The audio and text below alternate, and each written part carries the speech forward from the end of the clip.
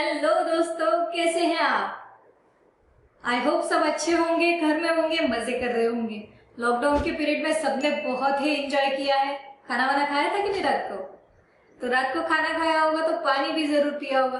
तो खाना खाया, पानी पिया, तो खाना आया कहाँ से था भाई? मम्मी ने बनाया ऐसा मत कहना। तो खाने के लिए आपने कहाँ से लिया? ग्रेन्स वगैरह जो भी थे आपका, वो कहाँ से आया? फार्मर से आया। फार्मर ने जो है वो ग्रो अप किया उसको। ठीक है, फार्मर ने अगर अनाज उगाया तो कहाँ पर उगाया? जमीन पर उगाया, लैंड के ऊपर उगाया। आपने खाना खाया मतलब आपका फूड का सेटिस्फेक्शन जो है वो कहाँ से आया? From that land. लैंड से आपका कनेक्शन जो है वो आ गया। खाना खाया, पानी भी पिया। पानी कहाँ से आया? फिल्टर से आया? नहीं दोस्तों, पानी आपका आया from the sources of water. तो कहाँ से आया? कुएं से हो सकता है, नदी से हो सकता है, ओके, डैम से हो सकता है, जो भी छोटे छोटे डैम्स होते हैं ना, उनसे हो सकता है। तो ये जो है आपके वाटर के सोर्सेस हो गए। तो ऐसी बहुत सी चीजें हैं जो हम नेचर से लेते हैं। तो हम क्या क्या लेते हैं, क्यों लेते हैं, ये देखते हैं। मैं हूँ जूही राजपूत, स्वागत है आपका पवनवार एकेडमी में। दोस्तों, आज से हम स्टार्ट करने जा रहे हैं 6th स्टैंडर्ड के लिए साइंस सीरीज। तो ये है हमारा स्टैंडर्ड 6 और वो है साइंस के लिए क्लास। तो दोस्तों, नेचर से हम इतना कुछ लेते हैं, तो हम नेचर से क्या क्या लेते हैं और क्यों लेते हैं, ये भी हम देखने वाले हैं इस चैप्टर में। तो हमारा पहला चैप्टर है दोस्तों, चैप्टर 1 है हमारा नेचुरल रिसोर्सेस। उसके अंदर हम क्या क्या लेने वाले हैं? Air, water and land. तो हम तीनों चीजें नेचर से है, यूज करते हैं, लेते हैं। तो कैसे उनको अपने लाइफ में इन्वॉल्व करते हैं इन चीजों को, तो ये देखने वाले हैं। तो नेचर मीन्स क्या कि ये जो सारी चीजें है हमारे अराउंड, जितना भी आसपास living and non living things है, उतनी नेचर में इन्वॉल्व होती है। हम खुद नेचर का एक पार्ट है। तो हमारे आजू बाजू का जो भी सराउंडिंग है, लिविंग थिंग हो या नॉन लिविंग थिंग हो, सारे के सारे चीजें नेचर के अंदर आती है। ठीक है दोस्तों, यहाँ तक क्लियर? बढ़ते हैं आगे। तो ये पिक्चर देखिए, पहले वाला जो पिक्चर है, हम पहले पिक्चर देखते हैं भाई, बढ़िया वाला। तो ये जो है पिक्चर के अंदर देखिए, एक बोट सेल हो रहा है। ठीक है, पानी के अंदर एक रिवर बह रही है यहाँ से, तो उसके अंदर एक बोट सेल हो रही है नदी के अंदर। फिर यहाँ पे छोटे छोटे जो दिख रहे हैं, ये देखिए, ये जो है आपके, ये बर्ड्स उड़ रहे हैं, ये दिखे आपके, ये बर्ड्स देखे? तो बर्ड्स जो है आपके वो उड़ रहे हैं। ये देखिए, यहाँ पर देखेंगे अभी, ये जो छोटे छोटे बर्ड्स है, यहाँ कहाँ उड़ रहे हैं? कहाँ उड़ रहे हैं? स्काई के अंदर उड़ रहे हैं। Birds are flying in sky. फिर उसके बाद में एरोप्लेन कहाँ उड़ रहा है? ये aeroplane also flying in the sky. तो ये भी है, स्काई के अंदर उड़ रहा है। फिर ये काऊ देखो, ये क्या कर रही है? घास खा रही है, मतलब it is grazing. Cow is grazing. Grazing means चरना, घास चरना। तो काऊ कहाँ घास चर रही है? ये कहाँ पर है? लैंड के ऊपर है, जमीन के ऊपर है। और बोट कहाँ सेल हो रही है? Boat is selling in the water. तो वाटर के अंदर आपकी बोट जो है वो सेल हो रही है। फिर उसके बाद में ये फिश जो है वो कहाँ तैर रहे? फिश कहाँ है आपकी? In the water. तो ये तीनों resources in a single picture हमको देखने को मिल रहा है। मतलब लैंड है, वाटर भी है और स्काई भी है। तो तीनों रिसोर्सेस जो है, नेचुरल रिसोर्सेस, वो हमको देखने को मिल गए इन अ सिंगल पिक्चर। देखते हैं अगला point. Okay, all things on the earth are associated with water, air and land. तो जो भी चीजें हैं अर्थ के ऊपर, तो वो सारी किसके साथ में होती है? एयर के साथ। एयर के भी कांटेक्ट में आती है, वाटर के भी कांटेक्ट में आती है और लैंड के भी कांटेक्ट में आती है। मतलब जो भी लिविंग थिंग्स है, मतलब छोटे से छोटे कीड़े से लेकर तो बड़े से बड़े हाथी तक, जो भी चीजें हैं आपके अराउंड में, वो सारी चीजों के लिए जरूरी क्या होता है? अगर वो अर्थ पे है, सारी चीजें जो भी लिविंग थिंग्स है आपकी, मतलब छोटी से छोटी चींटी से लेकर हाथी तक, उनको खाने के लिए खाना तो लगेगा ना। तो वो लैंड पे रहेंगे, चलते वक्त लैंड पे ही चलेंगे ना, रहते वक्त वो कहाँ रहेंगे? लैंड के अंदर रहेंगे। पिएंगे क्या? पानी पिएंगे। और उसके बाद में क्या, उसको रेस्पिरेशन के लिए मतलब सांस लेने के लिए एयर की जरूरत होगी। तो जो भी थिंग्स है हमारी अर्थ के ऊपर वो सारी रिलेट करती है या फिर इन कांटेक्ट में होती है किसके, एयर, वाटर और लैंड के। Air, water and land are called earth atmosphere. ठीक है, ये जो अर्थ का, ये देखो, ये जो एयर, अर्थ का जो है एयर है, वाटर है और लैंड है, ये तीनों चीजों को क्या कहते हैं, को कहते हैं एटमॉस्फेयर, वाटर को कहते हैं हाइड्रोस्फीयर और लैंड को कहते हैं लिथोस्फीयर। ठीक है, ये ध्यान में रखिए। मतलब ये हमारा हो गया, एयर मीन्स हो गया एटमॉस्फेयर, उसके बाद में हमारा पानी जो है वो हो गया हाइड्रोस्फीयर, और उसके बाद में लैंड जो है हमारा वो हो गया लिथोस्फीयर। तो तीनों जो वर्ड है हमारे, ये आप अच्छे से याद कीजिए। एटमॉस्फेयर किससे रिलेट करता है, एयर से रिलेट करता है, हाइड्रोस्फीयर वाटर से रिलेट करेगा और लिथोस्फीयर आपकी लैंड से रिलेट करेगा। तो ये तीनों वर्ड्स आपको अच्छे से याद कर लेने हैं। ओके, देखिए फिर से एक बार देखते हैं। एटमॉस्फेयर रिलेट करता है आपके एयर से, हाइड्रोस्फीयर जो है वो आपका वाटर से और लिथोस्फीयर जो है वो आपका लैंड से रिलेट करता है। तो अभी ये जो डायग्राम है छोटी सी, ये देखते हैं पहले। All the living things occupy all this atmosphere, lithosphere and hydrosphere together, which they occupy together are called biosphere। तो अभी क्या होता है दोस्तों कि हम अभी हमारा ये एग्जांपल ले लीजिए कि हम जो है वो लैंड पे रहते कि नहीं, कि कोई एयर में रहता है, ऐसा कोई है तो नहीं भाई यहाँ पे। ओके, तो हम सब लैंड पे रहते हैं, सबको मालूम है। उसके बाद में हम पानी पीते हैं। ठीक है, हमारे डे टू डे लाइफ में हमको पानी लगता है पीने के लिए, कपड़े धोने के लिए, खाना बनाने के लिए, हर चीज के लिए हमको पानी की जरूरत है आज, छोटी बड़ी चीज के लिए। ठीक है, फिर वाटर के साथ में भी हमारा कनेक्शन है, मतलब एटमॉस्फेयर, एयर तो हमको लगनी ही लगनी है, अगर एयर नहीं रहे तो भाई हम तो मर ही जाएंगे। तो ठीक है, तो एटमॉस्फेयर से हमारा कनेक्शन है, लिथोस्फेयर से हमारा कनेक्शन है, हाइड्रोस्फेयर से भी हमारा कनेक्शन है। तो तीनों को अगर हम यूज कर रहे हैं एट ए टाइम, तीनों को एक साथ अगर हम यूज कर रहे हैं तो हम क्या करेंगे, तीनों मिलके हम क्या यूज कर रहे हैं भाई, हम ऐसे अलग अलग थोड़ी बताएंगे कि हम एटमॉस्फेयर भी यूज कर रहे हैं, लिथोस्फीयर भी। तो तीनों मिलके हम क्या यूज कर रहे हैं, we are using biosphere. So what we will say, we are using biosphere.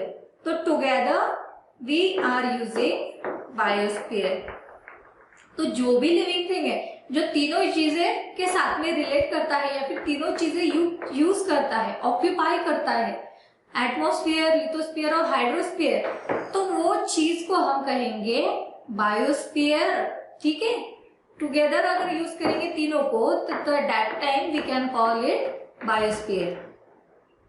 Atmosphere is the layer of air that surrounds earth. तो अभी एटमॉस्फेयर मीन्स क्या होता है कि एयर की एक छोटी सी लेयर होती है, छोटी सी नहीं कह सकते उसको, बहुत सारे किलोमीटर्स की बनी होती है। मतलब सपोज ये जो आपका अर्थ है, इसके अराउंड कई हजार किलोमीटर तक आपकी जो है ये अर्थ का जो अराउंड है, उसके अराउंड ये लेयर जो है हवा की वो फैली हुई होती। मतलब ऐसा समझ लो कि जैसे आप कंबल ओढ़ के बैठते हैं ना, वैसे अर्थ ने एयर का कंबल ओढ़ के बैठी है। ठीक है, ऐसा कवर है उसके अराउंड। तो ये एयर का जो कवर है इसको कहते हैं हम एटमॉस्फेयर। इस एयर के कवर को कहेंगे एटमॉस्फेयर। ठीक है, layer of air that surrounds earth. अगला पॉइंट देखते हैं। The surface of earth comprises water and land, that is hydrosphere and lithosphere। अभी हमारे अर्थ के ऊपर लैंड भी है और वाटर भी है। अभी इतने सारे अर्थ के ऊपर ये देखिए, ये जो नीला नीला दिख रहा है, ये नीला नीला पार्ट मतलब क्या है, पूरा वाटर है, और ये ग्रीन पार्ट मीन्स आपका लैंड है। ठीक है, तो ये जो लैंड है ये बहुत कम है as compare to your water. तो ये जो सी है, सी एरिया है आपका, समंदर जितने भी है, तो वो अंडर आता है आपके हाइड्रोस्फीयर के अंडर आएगा। जिसके अंदर पानी है वो है हाइड्रोस्फीयर और जिसके अंदर लैंड है वो आ गया लिथोस्फीयर। तो लिथोस्फीयर कितना हो गया आपका, कम है as compare to your hydrosphere. तो कितना है, तो हमारी अर्थ पे लैंड कितना है 29%, मतलब केवल 100 में से केवल 29% जो है वो हमारा लैंड है।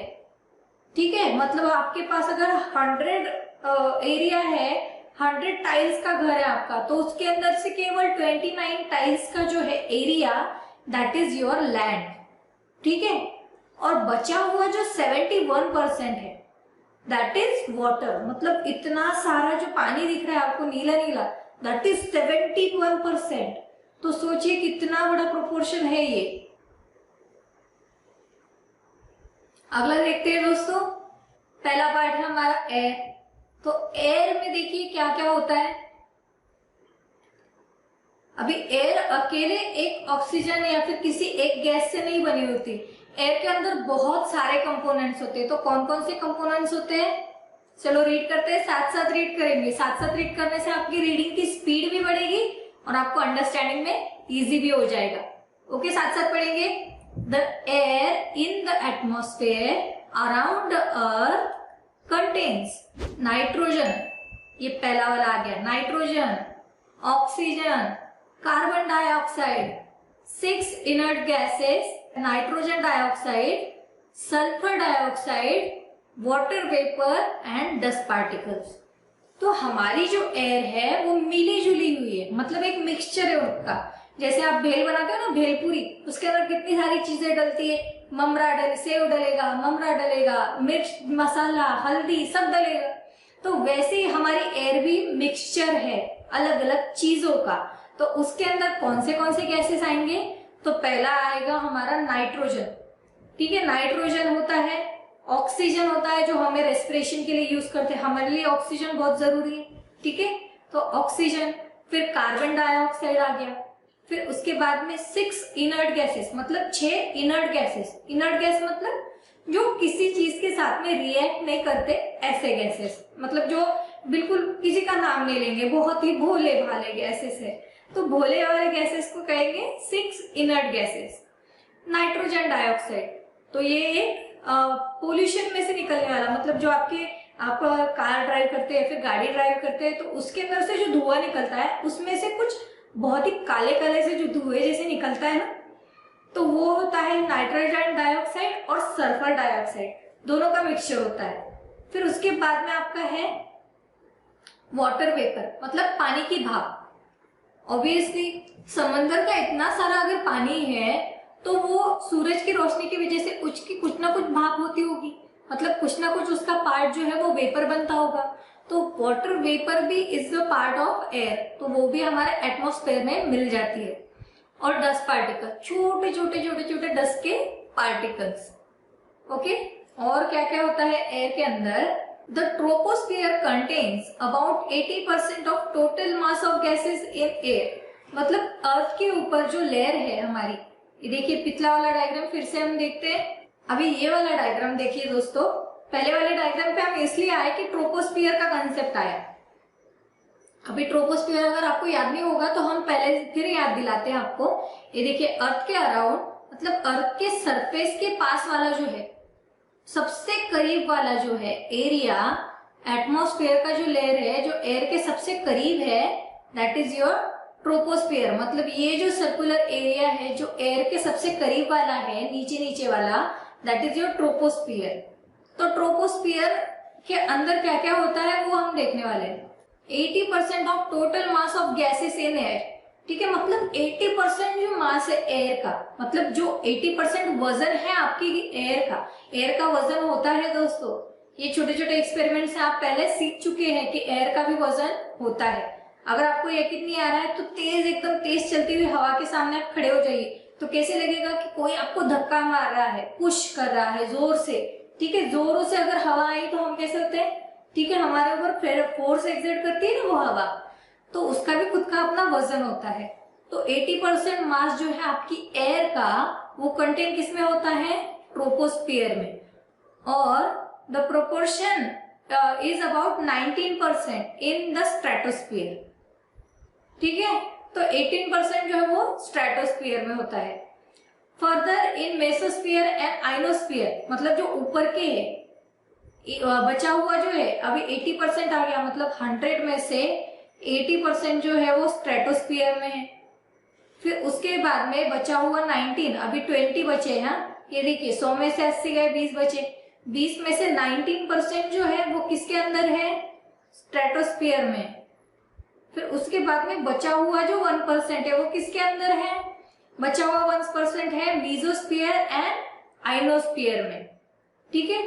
और एक्सोस्फीयर में थोड़ा बहुत निग्लिजिबल गैस मिल गया तो मिल गया, ठीक है। ऐसे प्रोपोर्शन में आपको एयर का जो है या फिर जो एयर है उसके अलग अलग गैसेज जो है वो मिल जाते हैं। ये डायग्राम देखो दोस्तों, ये डायग्राम देखिए। अभी इसके अंदर हमने जैसे देखा था एयर के अंदर, मतलब जो हमारे रूम टेम्परेचर पे एयर है या फिर हमारे आसपास जो एयर होती है उसके अंदर क्या क्या होता है वो कंटेन दिया है। तो 78% जो है वो नाइट्रोजन होता है। ये देखिए 78% नाइट्रोजन। फिर उसके बाद में ऑक्सीजन कितना है? ऑक्सीजन है हमारा 21%, 21% ऑक्सीजन केवल, मतलब 78% तो हम यूज ही नहीं कर सकते। सोचिए इतना बड़ा पार्ट, 21% ऑक्सीजन है। उसके बाद में ये देखिए ग्रीन कलर का जो पार्ट है दैट इज 0.9, मतलब 1% से जो थोड़ा कम है दैट इज अर्गॉन। अर्गॉन एक इनर्ट गैस है दोस्तों, जो किसी काम की, मतलब उसके यूजेस बहुत सारे हैं लेकिन वो किसी को छेड़ता नहीं है। इनर्ट गैस मतलब किसी चीज के साथ में रिएक्ट ना करने वाला। इनर्ट मीन्स किसी चीज के साथ में वो खुद से रिएक्ट नहीं करेगा, दैट इज अर्गॉन। फिर उसके बाद में ये जो पर्पल कलर का छोटा सा देखिए ट्रायंगुलर शेप दिख रहा है, तो ये है अदर कंस्टिट्यूएंट्स ऑफ एयर, मतलब आपका सल्फर डाइऑक्साइड हो सकता है, नाइट्रोजन डाइऑक्साइड हो सकता है, या फिर वाटर वेपर हो सकता है। फिर उसके बाद में ये जो 0.03% है that is your carbon dioxide. ये जो है प्रोपोर्शन ये आप अच्छे से याद कीजिए, क्योंकि ये जो है ये फिक्स होते हैं। ऑक्सीजन 21% होता है, नाइट्रोजन 78% ही होता है, 0.03% आपका कार्बन डाइऑक्साइड। ये कॉन्स्टिट्यूएंट जो है आपके एयर के ये स्टैंडर्डाइज होते हैं बहुत बार, तो ये आपको पूछे जाते हैं इन द एग्जाम, तो ये अच्छे से आप परसेंटेज याद कर लीजिएगा। अगला पॉइंट है हमारा the amount of gases in the air is greatest near the surface and decreases as we go higher and higher from the surface. That is, air becomes rarer at higher altitudes. तो ये explain करने के लिए देखो, अभी कई बार आपको पूछा जाता है, अभी आप पहाड़ों पे अगर चल के गए हो, पहाड़ अगर चढ़ा है आपने, तो क्या होता है कई बार सांस लेने में तकलीफ होने लग जाती है। तो क्या होता है दोस्तों कि सपोज ये आपका पहाड़ है, सपोज ये आपका एक छोटा सा पर्वत है, इसके ऊपर आप जब ट्रैकिंग स्टार्ट करते हैं फ्रॉम दिस पोजीशन, या आप, मेरा ड्राइंग इतना अच्छा नहीं है फिर भी कंसीडर कर लीजिए कि आप यहाँ पर खड़े हैं, तो जब आप जैसे जैसे ऊपर चढ़ना स्टार्ट करेंगे इस पॉइंट तक आने के लिए, तो क्या होता है दोस्तों कई बार कि जैसे जैसे आप ऊपर जाएंगे तो जमीन के पास में हवा जो है उसका अमाउंट ज्यादा होता है, मतलब घनत्व ज्यादा होता है उसका, ज्यादा अमाउंट ऑफ एयर जो है वो नीचे की तरफ, अभी जिसका वजन रहा तो वो नीचे की तरफ जाता है। ग्रेविटी की वजह से क्या होता है, वजन नीचे की तरफ एक्ट होता है, सारी चीजों का मास जो है वो नीचे की तरफ खींचता है, तो ज्यादा एयर जो है वो नीचे की तरफ होगी, मतलब ज्यादा से ज्यादा एयर जो है वो नीचे होगी। फिर ऊपर जाएंगे वैसे वैसे वो रेयर होती जाएगी, मतलब कम होती जाएगी हवा यहाँ पर। और यहाँ पर हायर एल्टीट्यूड पे बहुत बहुत कहीं कहीं हवा मिलेगी, मतलब यहाँ पर नीचे जो है एयर का अमाउंट ज्यादा है, यहाँ पर थोड़ा कम है, और यहाँ पर बहुत कम होता है। इसलिए ऊंचाई पे क्या होता है एक्चुअल में, पहले ही हमारा एयर के अंदर ऑक्सीजन का परसेंटेज कितना है, 21% है, तो 21% में भी अगर हम ऊपर यहाँ पर पहले ही एयर कम है, एयर कम तो उसके अंदर ऑक्सीजन तो और भी कम है, तो इसकी वजह से हमको सांस लेने में जो है वो तकलीफ होती है एट हायर एल्टीट्यूड। तो एयर क्या होती है, air becomes rarer at higher altitudes. Rarer मतलब पतली हो जाती है हवा, ठीक है, पतली मतलब कम कम हो जाती है, उसकी क्वांटिटी जो है वो कम कम होती रहती है एट हायर एल्टीट्यूड। तो नीचे रहोगे तो यहाँ पर हवा जो है ज्यादा होती है, ग्रेटेस्ट नियर ग्राउंड, फिर डिक्रीजेस एट हायर लेवल। इसकी क्वांटिटी जो है मतलब हवा जो है उसकी संख्या जो है वो ऊपर जाते वक्त कम हो जाती है। Okay, some uses of gases in air. अभी गैसेस जो अलग अलग गैसेस है हमारे एयर के अंदर वो हमने देखे, तो उनके यूज भी देखते हैं। नाइट्रोजन, तो ये बहुत बड़ा पार्ट है, कितना परसेंट है, 78% होता है nitrogen. It helps living thing to build their necessary protein. तो अभी हमारे अलावा बहुत सारे जो है वो लिविंग थिंग्स है, क्या हो सकता है, पेड़ पौधे जो है, तो उनके लिए वो अपना खाना खुद बनाते हैं। हम क्या करते हैं, हम हमारे खाने के लिए या फिर फूड के लिए पेड़ पे या फिर किसी चीजों पे डिपेंड करते हैं। ठीक है, हमारे खाने के लिए हम क्या करते हैं, ऑब्वियसली प्लांट्स पे डिपेंड करते हैं ना, हम फार्मिंग करता है फार्मर, तभी तो खाना मिलेगा हमें। तो नाइट्रोजन किसके लिए नेसेसरी है, पेड़ पौधों के लिए नाइट्रोजन इज नेसेसरी, क्योंकि उस नाइट्रोजन से वो अपने लिए प्रोटीन्स बनाते हैं। It is useful in production of ammonia and in air tight packaging. तो आपकी चिप्स आप खाते हैं, चिप्स कुरकुरे बहुत सारी चीजें जो आपको पसंद है चटपटे से, तो वो चीजों के अंदर वो देखते हैं आप हवा भरी हुई होती है पैकेट के अंदर। अंदर चिप्स तो थोड़े से ही होते हैं लेकिन पैकेट कितना खुला हुआ होता है।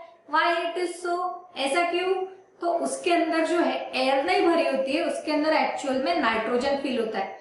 अगर आपको अगली बार कोई पूछे कि पैकेट के अंदर कौन सा गैस भरा है, तो वो होता है नाइट्रोजन, किसी भी पैकेजिंग के लिए।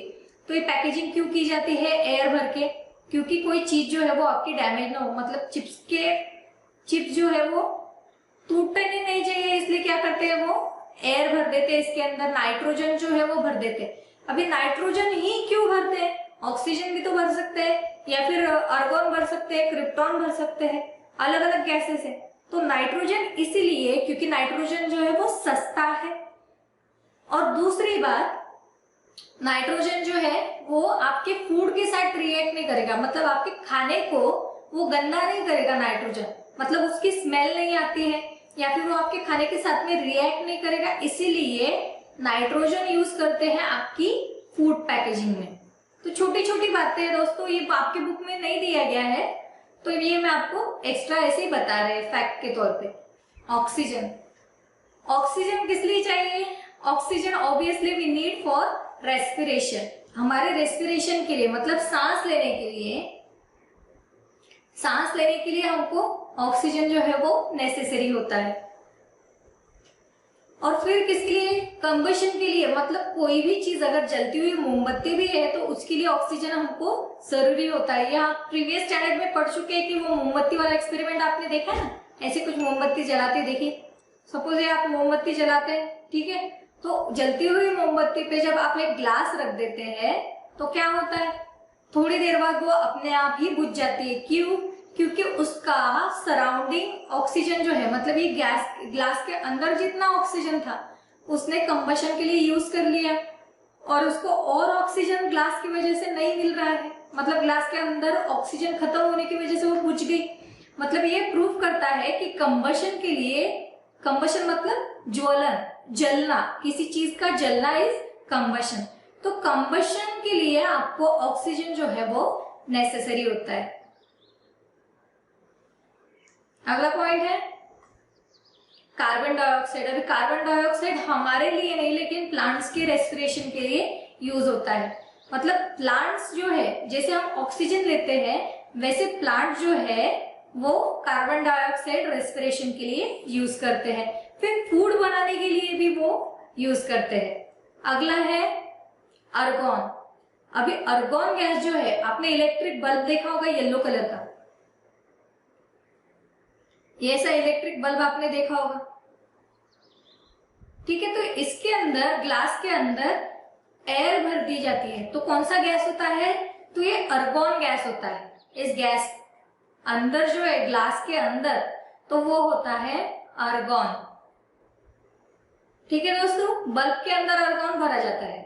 Helium, use for obtaining low temperature and also for generating lift in airships.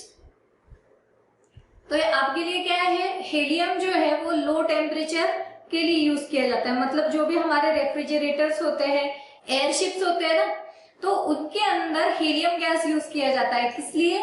Low temperature generate करने के लिए, कम टेम्परेचर पे चीजें, जैसे फ्रिज हमारा लो टेम्परेचर जनरेट करता है फूड के लिए, तो वैसे ही लो टेम्परेचर जनरेट के लिए हेलियम जो है वो यूज करते हैं। हेलियम एक इनर्ट गैस है दोस्तों। नियॉन भी एक इनर्ट गैस है, used in decorative lights for street lightning. Decorative light जैसे हमने बल्ब में देखा था अर्गॉन भरा जाता है, वैसे नियॉन जो है वो स्ट्रीट लाइट जो होते हैं आपके ऐसे खंबे के ऊपर जो लगे होते हैं, ठीक है, बड़े से स्ट्रीट लाइट होते हैं, तो उनके अंदर होता है आपका neon. Krypton used in fluorescent tubes. तो फ्लोरोसेंट ट्यूब जो होते हैं आपके अलग अलग कलर के जो फ्लोरोसेंट बल्ब होते हैं, ठीक है, अलग अलग कलर के जो डेकोरेटिव बल्ब्स होते हैं, या फिर जो आप कहते हैं ना बहुत हायर इंटेंसिटी के फोकस, आप कहते हैं कि फोकस वाला लाइट है भाई, तो दैट फ्लोरोसेंट ट्यूब जो होते हैं उनके अंदर क्रिप्टॉन गैस भरा जाता है। Xenon used in flash photography. मतलब जो फोटोग्राफी के फ्लैश होते हैं, आपके कैमरा में भी होगा, आपके फोन में जो कैमरा होता है उसके अंदर भी फ्लैश होता है, तो फ्लैश के लिए यूज किया जाता है जेनॉन गैस। तो आज के लिए बस इतना ही दोस्तों, अगले लेक्चर में हम देखेंगे एयर पोल्यूशन। अगर आपको आज का वीडियो पसंद आया है तो लाइक करना मत भूलिएगा, और हाँ, शेयरिंग इज केयरिंग, तो अपने दोस्तों के साथ में शेयर करना ना भूलें। थैंक यू दोस्तों, मिलते हैं अगले लेक्चर में।